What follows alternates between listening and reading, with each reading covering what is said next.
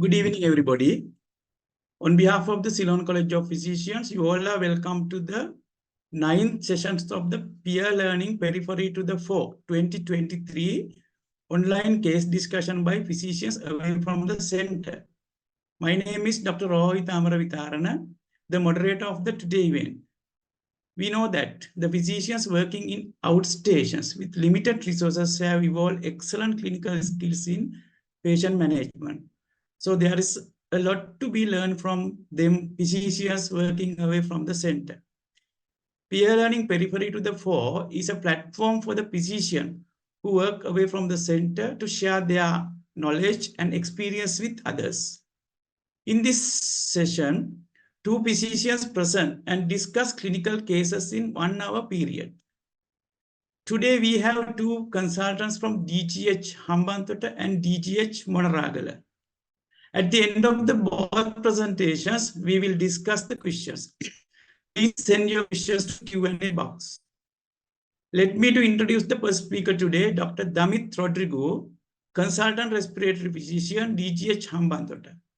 Dr. Damit Rodrigo, MBBS Colombo, MD Colombo, overseas training at Royal Brompton and Harefield NHS Trust UK.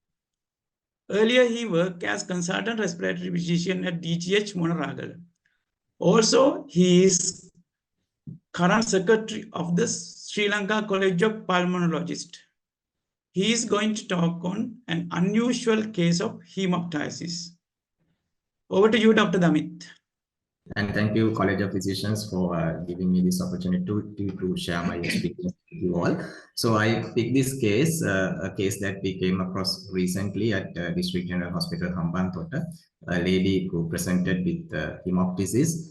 She succumbed to her illness, but I thought there are some learning points for us as physicians to learn from this case because we can come across similar cases in our practice. So we'll move on with the case. So we got this 61-year-old female in a medical casualty night. She was admitted with 2 episodes of hemoptysis. In fact, she has bled about half a cup of blood within a matter of 24 hours. And according to her daughter, this lady has had a cough for about 3 weeks with low-grade fever, night sweats, and loss of appetite. She denied any chest pain or shortness of breath or orthopnea. And there was no past similar histories of hemoptysis or other bleeding manifestations. She has had a COVID-19 infection roughly around a year ago, which has been quite uncomplicated. There was no recent history of travel abroad. She denied any past history of tuberculosis. The only history was that she was a type 2 diabetic, but her control was poor. She had an HbA1c done some time back, which was around 10. So on examination at the presentation, this lady she looked ill, and temperature was around 38 degrees Celsius. Blood pressure was 140 by 90. Pulse rate was 90 per minute. Respiratory rate was slightly elevated to 20 per minute, and oxygen sats were 96% on room air.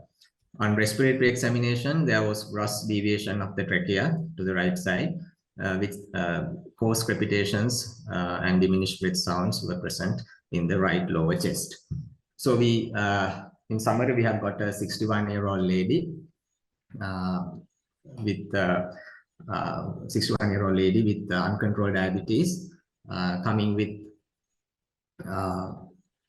hemoptysis, 2 episodes within a matter of 24 hours. And on examination, there were some coarse creps on the right lower zone with diminished breath sounds. So this was the initial chest X-ray of our patient. As you can see, there were some right upper zone ill-defined cavitations with consolidation, and some evidence of volume loss in this chest X-ray, with the trachea being deviated to the right side and right lower zone homogeneous opacity suggestive of a collapse there. So this X-ray reporting was done, and it showed ill-defined cavitatory consolidation in right upper zone and collapse consolidation in the right lower zone of the chest. So So what could be your differential diagnosis at this point that would run in your mind? Yes, pulmonary tuberculosis, of course, comes high in the list. Poorly controlled diabetic patient comes with hemoptysis, cough, shortness, cough, fever, and loss of appetite, and X-ray showing cavitatory consolidations in upper zones. And pulmonary tuberculosis is high in the list. Can be multilobar pneumonia, severe pneumonia. It can very well be a lung carcinoma, or else rarely it can be a lung vasculitis like granulomatous polyangiitis, or previously we call it vaginous granulomatosis. So these are the differential diagnoses that would run in our mind at this point. So these are the initial laboratory investigations of our patient. Hemoglobin was low, 8.3. White cell count was elevated up to around 15. ESR was elevated, 85. CRP was high, 71. AST and ALT were within normal range. Serum bilirubin was slightly towards the upper mark. INR was 1.2, albumin was 1.9, and serum creatinine was elevated, 2.51. So the initial management, these are the main points that we, in the initial management, she was transfused with 2 pints of blood, and IV tranexamic acid 500 milligrams 8 hourly was started to counteract hemoptysis. And she was started on broad spectrum IV antibiotics empirically. Initially, she was started on IV ceftriaxone, 1 gram twice a day with oral clarithromycin. So despite this, within the next couple of days, patients continued to have hemoptysis with fever. And by this time, in a couple of days, like, we got her sputum acid pus bacilli results, as 3 samples were negative. Sputum for pyogenic culture revealed no growth. Sputum gene expert, which is the TB-PCR, came as negative. We did a MAN2 also, which was again normal, negative. And ultrasound abdomen anyway has shown chronic liver and renal parenchymal changes, showing that this lady probably has had underlying chronic kidney and liver disease. So would you consider starting anti-TB treatment in this patient? Yes, of course. Based on her current symptoms of persistent fever with cough, hemoptysis, and these constitutional symptoms, and imaging evidence of right upper lobe cavitatory consolidation in X-ray and high ESR, which was over 80, we had enough evidence to start her on anti-TB as a smear negative pulmonary TB case. We know that her sputum AFBs were negative, gene expert was also negative. MAN2 can be negative anyway because of immunosuppression, because of her chronic diseases. So based on this available evidence, we decided to start her on anti-TB treatment at this point. So after discussing with our radiologist, in a couple of days, we could get a HRCT test done in our patient. I hope you'll probably be able to see this video, which I will play now. This is the high resolution CT test images. So as you can see, there were some cavitatory lesions in right upper zone, which surrounded by consolidation. So these are the high resolution CT images. You can see in the right upper zone, there was a posteriorly there was a large cavitatory lesion surrounded by consolidation. So the CT chest report came as consolidation centered on apical segment of right lower lobe, in fact, and anterior cavitation and partial attenuation of right middle lobe and lower lobe bronchi. Our radiologist differential diagnosis were either it could be a cavitatory consolidation suggestive of pulmonary tuberculosis, and he has anyway queried an underlying mass lesion or malignant lesion as well. So with this evidence from the CT test, we have to proceed with the bronchoscopy in this patient. So this is the bronchoscopic image. So this was in fact the intermediate bronchus, which you see. The fiber optic bronchoscopy showed that a friable yellow-colored mass lesion, which was completely or near completely occluding the right intermediate bronchus, roughly around 2 centimeters from the carina level, which was quite suggestive of a endobronchial malignancy. So This is the video of that bronchoscopic procedure. You can see there's a friable yellowish colored endobronchial mass, which straight away looked like a malignant lesion.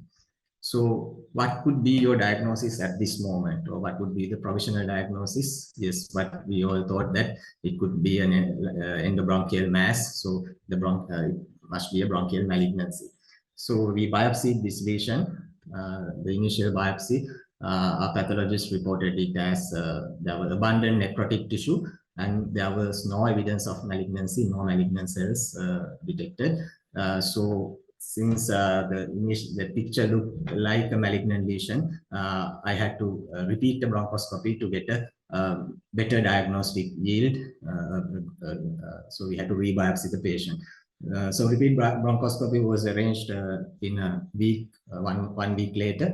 And because of this inconclusive histology, after examining deep sections in that biopsy, our pathologist then gave us this report as abundant necrotic tissue containing numerous fungal filaments characterized by a broad ribbon-like posiseptated fungal hyphae branching at right angles.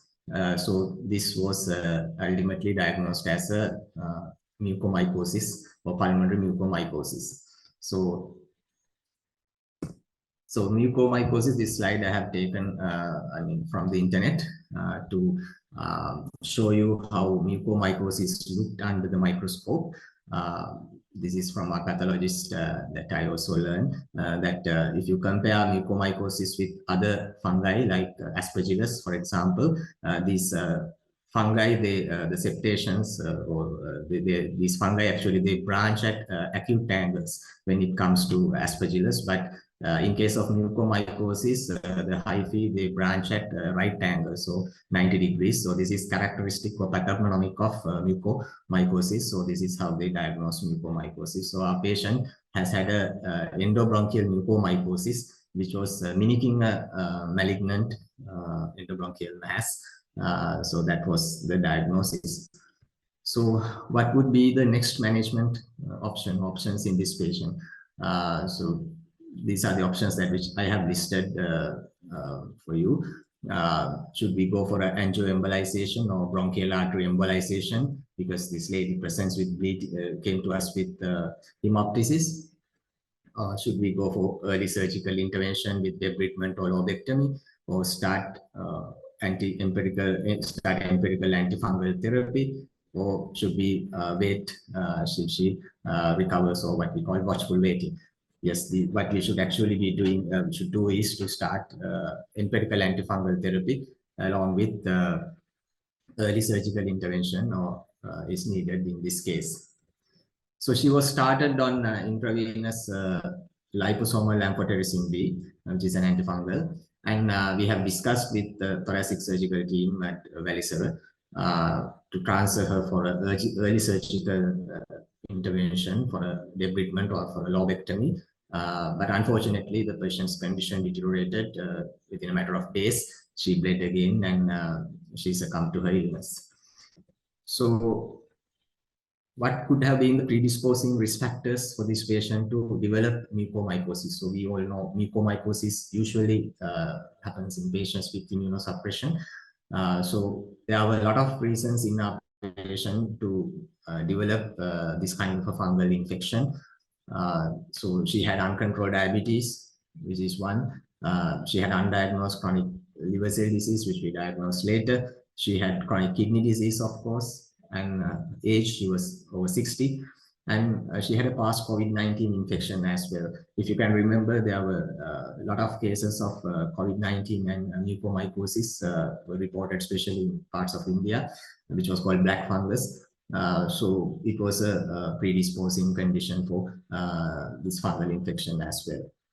So our lady probably had all of these risk factors to develop this infection.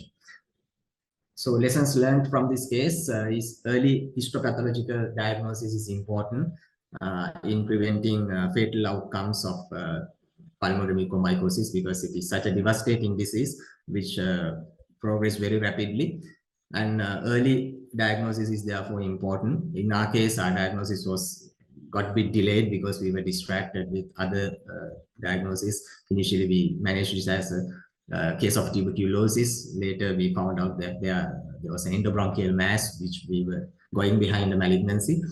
And ultimately, the second bronchoscopic diagnosis came as mucormycosis.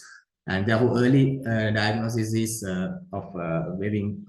very important in managing in diagnosing this patient, because early treatment with antifungal therapy along with surgical debridement or surgical interventions are needed to reduce mortality. In these patients, I mean, in this disease, what happens is there is a significant vascular thrombosis that happens at tissue level with tissue necrosis, and therefore the antifungals, there will be poor diffusion of antifungals. Therefore, antifungals alone does not work. You need concomitant surgical interventions as well, and therefore early surgical debridement is needed. So in conclusion, mucormycosis is a life-threatening fungal disease caused by mucormycetes and is commonly seen in immunocompromised patients. Our patient had a lot of reasons for her to be immunocompromised. There are several forms of mucormycosis, common being rhinocerebral and pulmonary mucormycosis, which has a rapid and fatal clinical progression. And the infection is said to have a higher mortality, about 50 to 70%. And therefore, early diagnosis and early aggressive treatment is needed. In case of pulmonary mucormycosis, these patients can present with fever, cough, hemoptysis, chest pain, and hemoptysis, of course, happens when a blood vessel gets involved. On radiological examination, they can present with consolidation, infiltrations, cavities, as solitary nodules, or even as pleural effusions. In our patient, she presented with a large cavity with consolidation. And early recognition is important, as I've told you before, to reduce the mortality, along with starting off empirical antifungals with surgical intervention to reduce the mortality. That's the case which I wanted to discuss with you all. Thank you. Thank you very much, Dr. Damit, for very interesting presentation on mucormycosis of lung. May I introduce the speaker now, Dr. Nuwan Premawardana, MBBS Colombo, MD Colombo, overseas training at John Radcliffe's Hospital, Oxford, UK.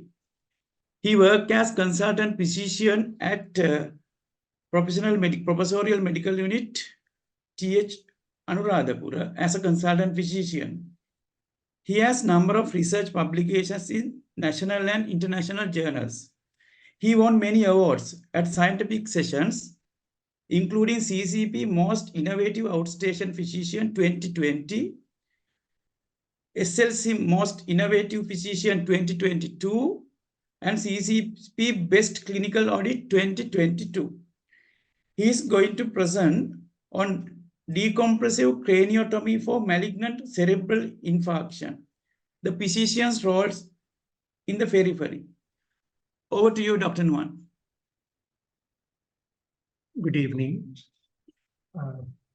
Thank you very much, Dr. Rohit, for your kind words of introduction. I would like to thank Ceylon College of Physicians for giving me this opportunity.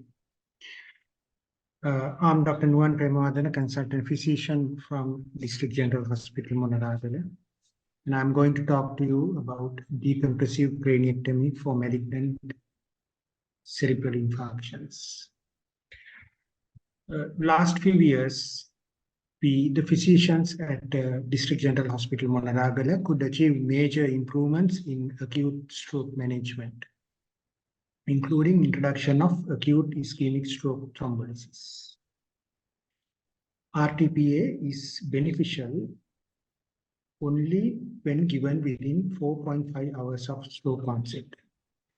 But as we all know, majority of patients do not present within the window period. Many patients present later after stroke onset.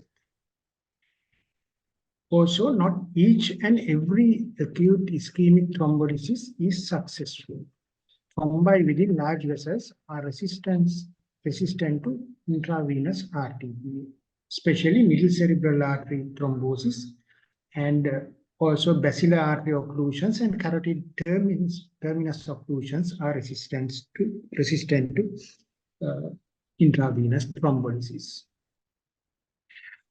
Successful recanalization by intravenous thrombolysis in acute anterior stroke also depends on the thrombus length.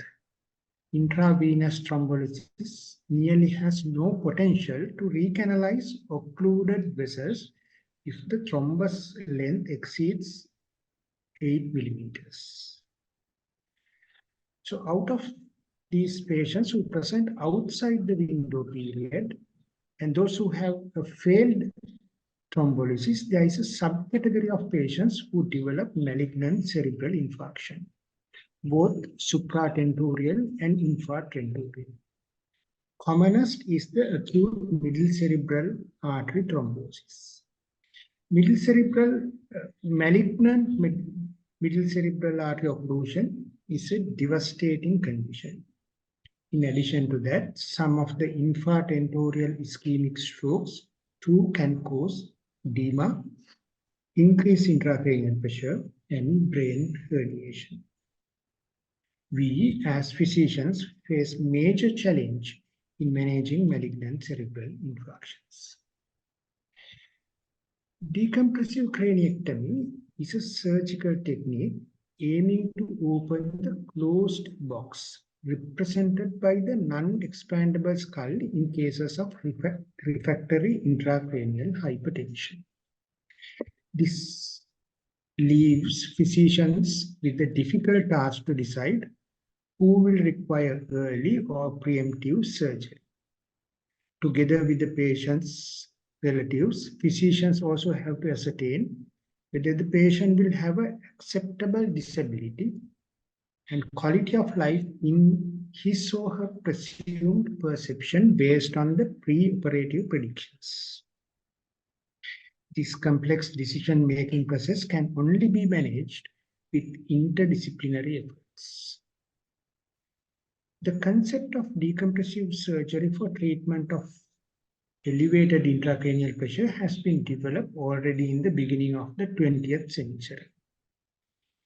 The use of decompressive craniectomy in the context of ischemic brain edema had been reported already in 1956. I would like to start with a case. This patient presented to us in February 2022. 45-year-old male patient found on the floor at his home by his family members around 5 p.m. in the evening and was brought to the District General Hospital Monaragala around 7:30 p.m. He was last seen well around 12 noon on the same day, and at that point family members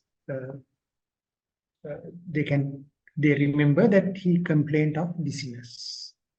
They were not aware of what happened between 12 noon and 5 p.m. On admission to the ETU, he had reduced level of consciousness with GCS score of 12. He had global aphasia, left gaze preference, right homonymous hemianopia, right facial droop, and right hemiplegia. On arrival, he was hemodynamically stable despite the presence of atrial fibrillation. Blood pressure was normal and saturation was 98% on room air, and his other system examination was unremarkable. ECG confirmed atrial fibrillation. He was a diagnosed patient with rheumatic valvular heart disease with moderate mitral stenosis and mild mitral regurgitation, complicated with atrial fibrillation. Patient was on regular 4 milligram dose of warfarin, and on admission, INR was 1.12. So the patient was in subtherapeutic INR range. All standard investigations were carried out, and according to the clinical guideline for stroke management, including rapid clinical assessment, and also recommended CT imaging was done. At this time, clinical assessment revealed NIHSS score of 23, which correlates with the severe stroke.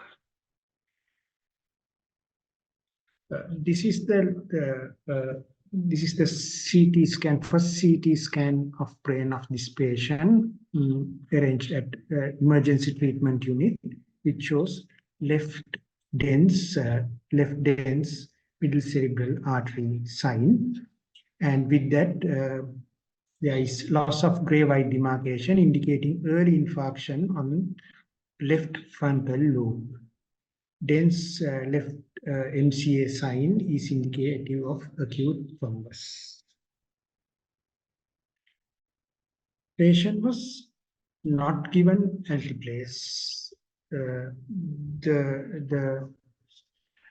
The explanation for that was the onset time of symptoms was not very clear. Patient's next day morning, the patient's level of consciousness deteriorated from GCS 12 to 9. It was decided to repeat CT brain, which was reported by a consultant radiologist immediately. And repeat CT brain revealed established left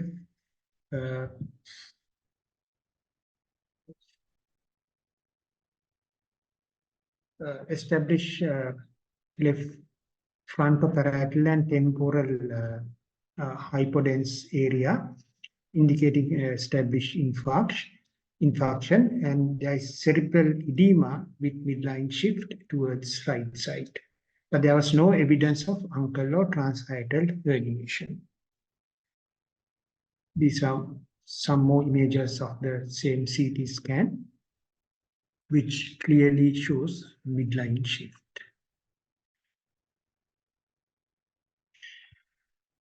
Neurosurgical opinion to explore the possibility of decompressive surgery was discussed with the family.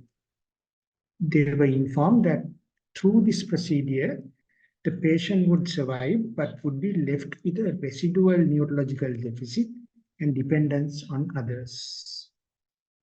Considering that the patient would accept the dependence, the family consented for decompressive surgery.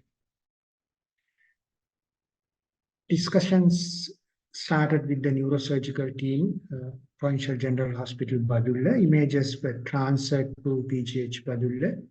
Neurosurgical team agreed to arrange decompressive craniectomy and post-operative ICU care to be arranged at DGH Monaragala.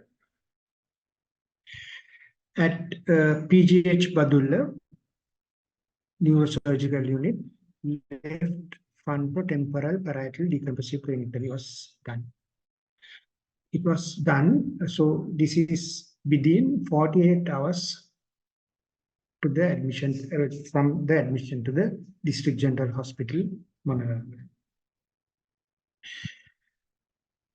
Post-surgical care was done initially at the ICU at DGH Monaragala. ICU care was given for 10 days. Main aim of the ICU care was to prevent secondary brain injury by maintaining ideal cerebral perfusion pressure, by controlling the intracranial pressure, and also neuroprotective ventilation done. Then the mechanical ventilation weaned off and extubated. The patient transferred to medical ward for further management. During the stay at medical ward, he had very complicated stay there.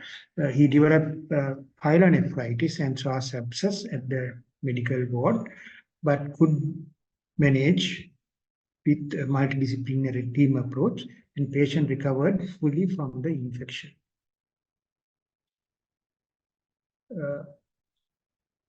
On discharge, patient had a modified Rankin score of 2, but he was aphasic. Modified ranking score of 2 means there is no significant disability, able to carry out all usual activities despite some symptoms. After 18 months, recently we saw the patient remains at modified ranking score of 2 and still he is aphasic.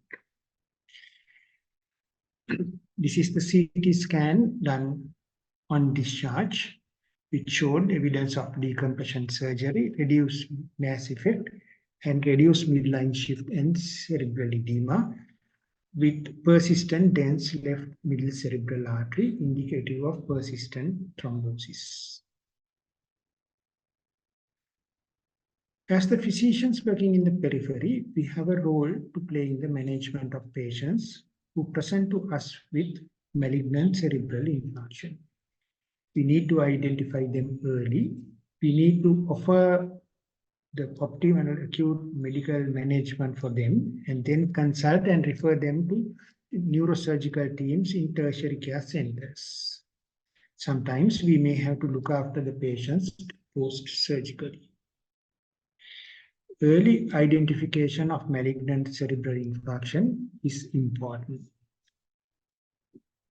Occlusion of middle cerebral artery leads to significant cerebral ischemic infarction, accounting for approximately 10% of supratentorial ischemic stroke cases.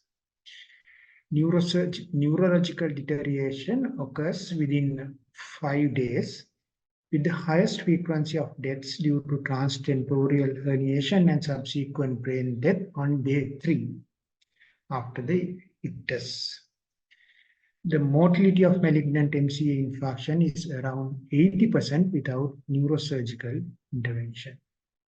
Prognosis is generally poor and death usually occurs as a result of transtentorial herniation and brainstem compression. Early neurological decline and symptoms such as headache and vomiting should alert the clinician to this syndrome. It is a severe hemispheric syndrome with characteristic symptoms and a predictable clinical course, including hemiparesis, eye and head deviation, a progressive decline in consciousness, pupillary dilatation, and evidence of increase in intracranial pressure. Their NIHSS score usually more than 16, indicating moderate to severe or severe ischemic stroke. In most institutions, CT is the first diagnostic procedure performed in acute stroke and is essential for the differentiation of ischemia from other causes. Within the first few hours after the onset of symptoms, CT shows attenuation changes with gray matter resulting in the loss of gray-white matter differentiation at the cortex, loss of distinction of basal ganglia and of the insular ribbon. With the development of early edema, cortical sulci disappear and hypoattenuation develops in the white matter. An extension of these early hypodense changes beyond 50% of the middle cerebral artery territory with an infarct volume of more than 220 milliliters or a midline shift of more than 3.9 millimeters are predictive of malignant infarction. There is the aspects is a 10-point quantitative tomographic CT scan score used in patients with middle cerebral artery stroke. It has also been adapted for the posterior cerebral circulation stroke. And aspects of less than 7 predicts a worse functional outcome at 3 months. So aspect 7 is used to determine, less than 7 is used to determine progression to malignant infarction. Early CT signs of ischemia may be quite subtle, and the detection of infarction in a CT has wide inter-observer and intra-observer variability. Diffusion-weighted MRI, CT angiography, and CT perfusion maps are most superior to plain CT brain images. As physicians working in the periphery, we don't have access to these imaging modalities, so we have to solely depend on the plain CT brain findings for our decisions. As physicians, it is important to know the current best available evidence and guideline recommendations for available treatment options, especially for decompressive craniectomy.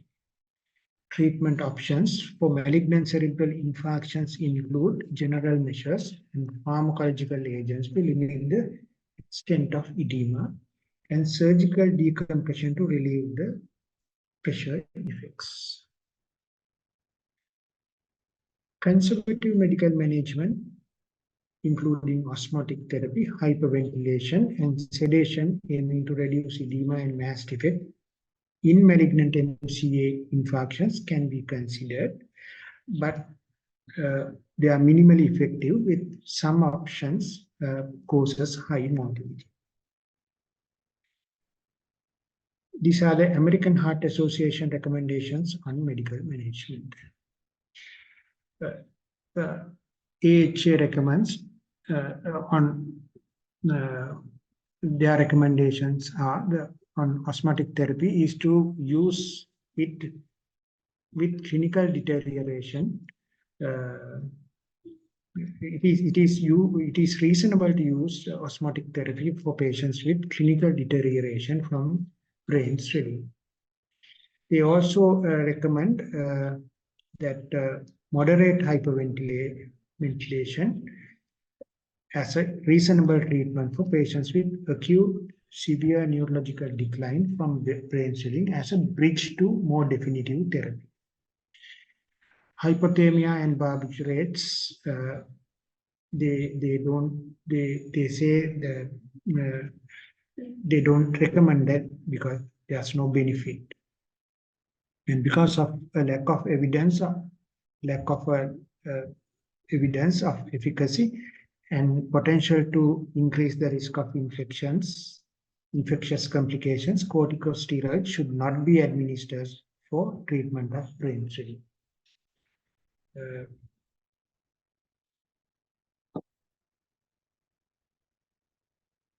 A number of studies exploring the utility and benefits of decompressive craniectomy in addition to maximal medical therapy in malignant MCA have been conducted, including 8 randomized controlled trials over the last 2 decades.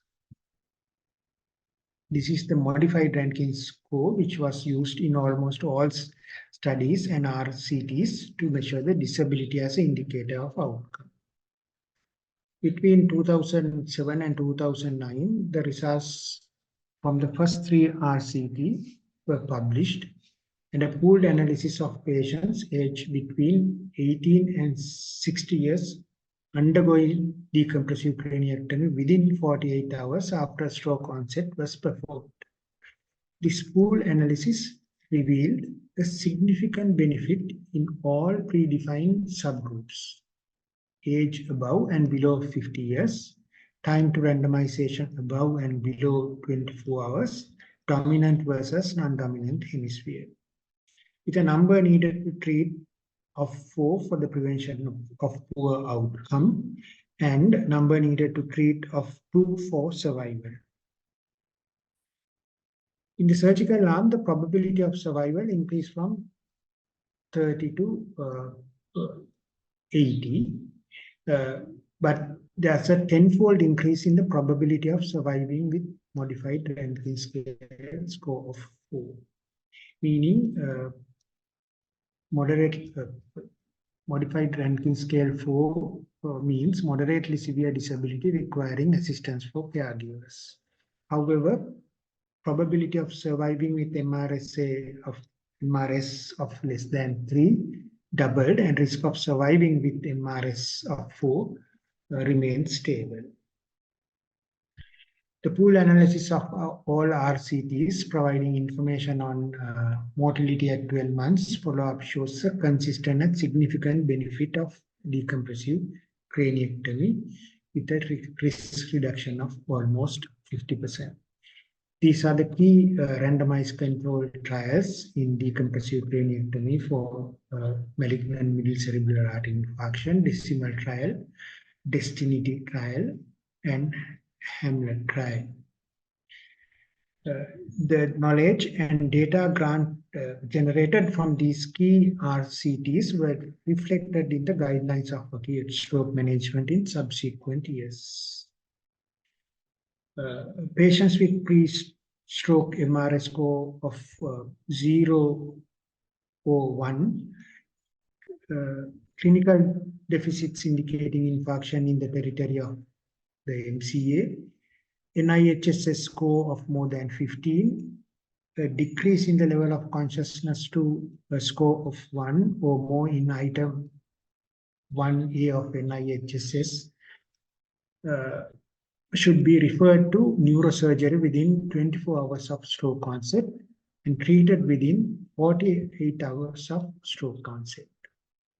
If they have signs on CT of an infarct of at least 50% of the NCA territory or infarct volume greater than 150 milliliters on MRI diffusion weighted imaging.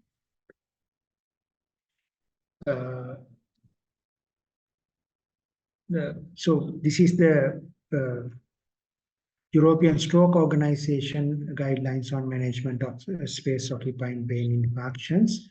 They recommend in adult patients age 60 years or younger with space-occupying hemispheric infarction who can be treated within 48 hours of stroke onset. Their recommendation is to treat with surgical decompression to reduce the risk of death and poor outcome.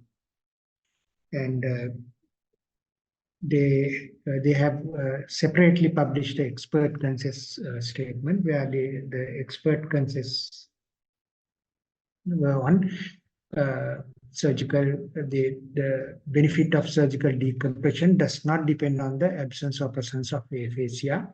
Surgical decompression does not depend on the presence of an infarct in the territory of anterior or posterior cerebral artery in addition to that of middle cerebral artery. And also space-occupying hemorrhagic transformation should not be regarded as a contraindication to surgery. So we can see those the landmark clinical trials are now incorporated into clinical guidelines.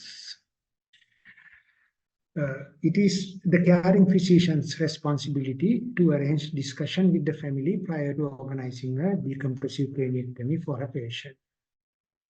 Physicians should carefully discuss the likelihood that the procedure would increase patients' chances of survival, but would not necessarily reverse his or her current neurological deficit. The physician should encourage the family to share information about his or her wishes, perspective on life, and current quality of life.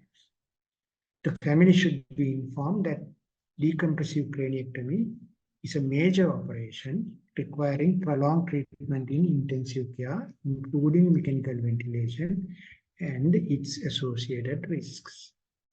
While discussing decompressive craniectomy, patients and families should be approached with extreme honesty, objectivity, and humility, while every effort is made not to influence their decision.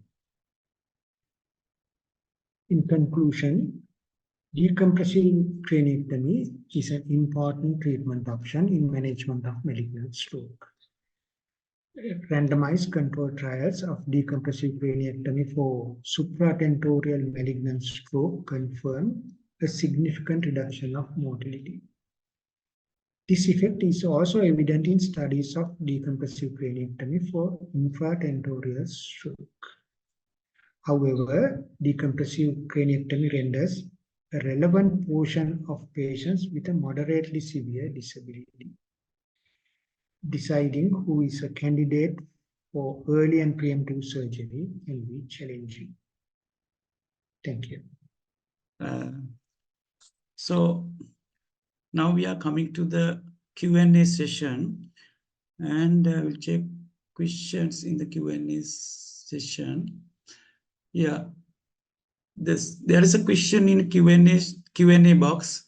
That questions go to Dr. Damit. Dr. Damit, question is, would sputum fungal studies have help in diagnosis? Yes, sputum fungal cultures, they usually, according to microbiologists, I asked for also this question, it's very difficult to grow in sputum. Mucormycosis, I think it's a lot of time, in fact. And usually it's, I have read the similar case reports in the literature as well.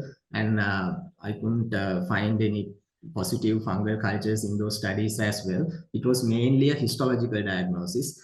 So mainly, I mean, in case like in our case, it was a pulmonary mucormycosis. So the bronchial biopsy gave us a diagnosis. When it comes to rhinocerebral, then again, that tissue biopsy gives the diagnosis. So mainly it's a histopathological diagnosis rather than going for a fungal culture, I think. Yeah. Okay. Thank you very much, Dr. Damit. And yes, may I ask a question again from Dr. Damit? Serum galactomannan level we use for the diagnosis and monitoring of Aspergillus infection. Yes. Yeah. So then, is there any serological test for the diagnosis or any follow-up cases of mucormycosis? There were in few case reports. I can't remember exactly the name. There were some serological markers. I don't think we have them in our part of the world, country, which I certainly look into it whether they are available. Yeah. But galactomannan, we all know that it is for Aspergillus. And Galactomannan, is it for, that is for Aspergillus, isn't it? Aspergillus, yeah. Aspergillus cell wall antigen. It's mainly the cell wall of Aspergillus. So it's confined to Aspergillus, yes. Yes. And one more question, Dr. Damit.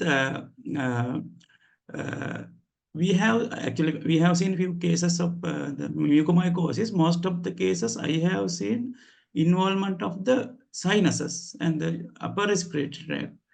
Your case is it was a lower respiratory tract for lung infection. Yes. How common the lung along involvement without upper respiratory tract infection Yes. in mucormycosis? Yes, Dr. Rohit. So these mucormycosis cases are commonly seen in majority are rhinocerebral. So respiratory and sinus involvement, and they rapidly progress involving the brain as well. Pulmonary is the then you get the cutaneous forms. So pulmonary, in the literature, pulmonary cases are reported as rare cases. So lower respiratory tract, in fact, it's quite rare. In fact, this is the first case that I came across in my clinical practice. But what I feel is we probably be missing a lot of cases like this because we don't go into a proper diagnosis. Now, in this case, we were hunting behind histological diagnosis. We did 2 bronchoscopies. This could easily be passed as a bronchial malignancy if she would have died before we got a clinical the pathological diagnosis. It probably be labeled as a bronchial malignancy even. So we probably be getting cases, but we are not getting at the correct diagnosis, or we probably be missing these cases. Yeah. Okay. Okay. Thank you very much, Dr. Damit. And next questions go to Dr. Nuwan. The question is, can we do thrombectomy in Sri Lanka for this kind of patients? That's the middle cerebral artery occlusion patient. Dr. Nuwan. Yeah. I think we can do thrombectomy in Colombo, thrombectomy is, to my knowledge, it is only available in private sector.